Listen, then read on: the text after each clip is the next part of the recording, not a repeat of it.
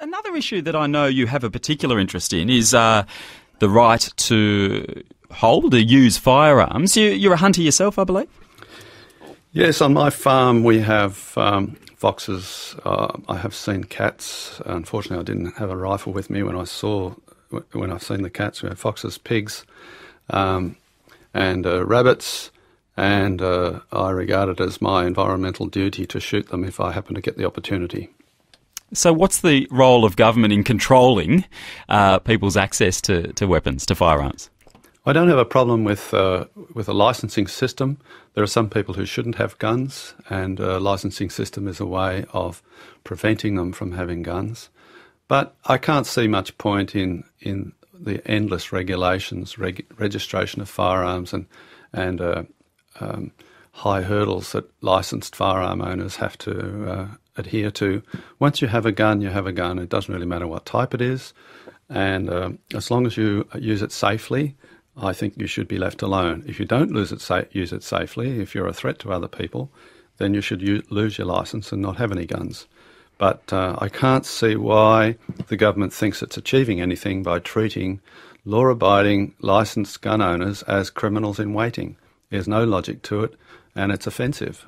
So does that mean you think a semi-automatic weapon should be treated in the same way as a shotgun? So? Oh, yeah. Oh, absolutely. And shotguns, of course, come in semi-automatic as well. But yes, I can't see that it makes any difference. If you're dangerous with a single-shot .22.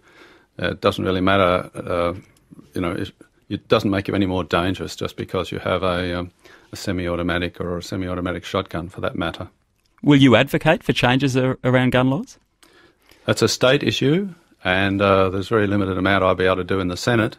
But yes, given the opportunity, I would certainly look for a more rational approach to firearms. I might add that one of the issues that I am very interested in is the fact that we are not permitted to have anything at all, guns, knives, pepper sprays, mace, whatsoever, for personal self-defence.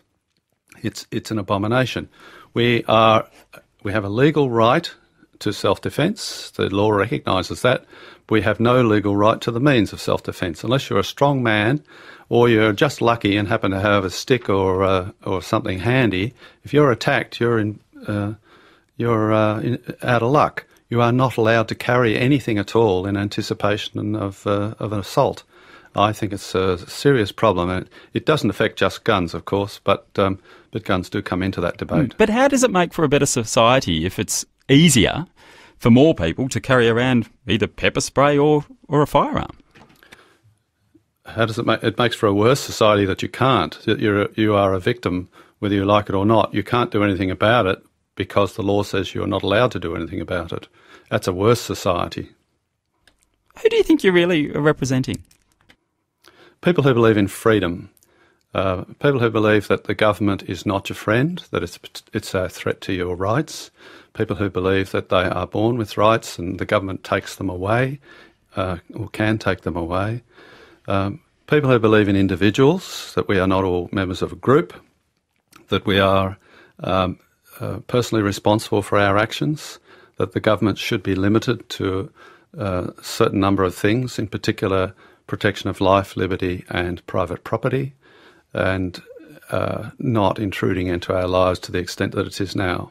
There are a lot of people who believe those things, not everything. They don't all believe in everything I believe in, but there are many, many people who believe in at least some of what I believe in, and I hope in time they will come to understand that freedom is universal.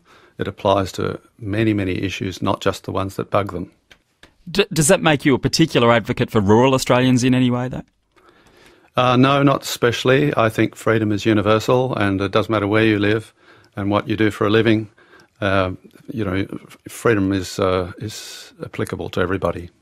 But I have a particular interest in rural issues coming up in Parliament because of my background, my experience, and my knowledge of agriculture. What about your voters? Do you know, or do you get a sense that it was support from rural areas that helped get you elected?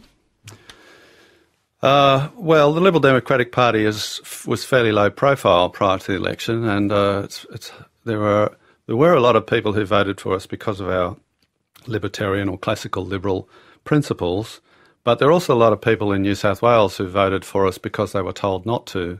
the Liberal Party embarked on a campaign to try and warn everybody, don't vote for these guys by mistake. They had a 2-page spread in the Daily Telegraph, and their talkback radio was banging on about don't vote for these guys by mistake.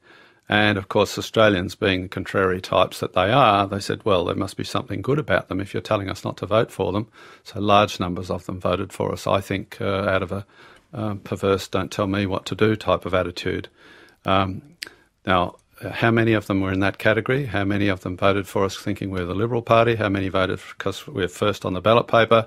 Or how many voted for me because they knew about me and my writing in Fairfax Rural Media, or my rural roots? I really couldn't tell you. I don't think anybody would know that. Well, certainly an interesting conversation. Thanks very much for coming in and chatting with Bush Telegraph today. I appreciate it. My pleasure.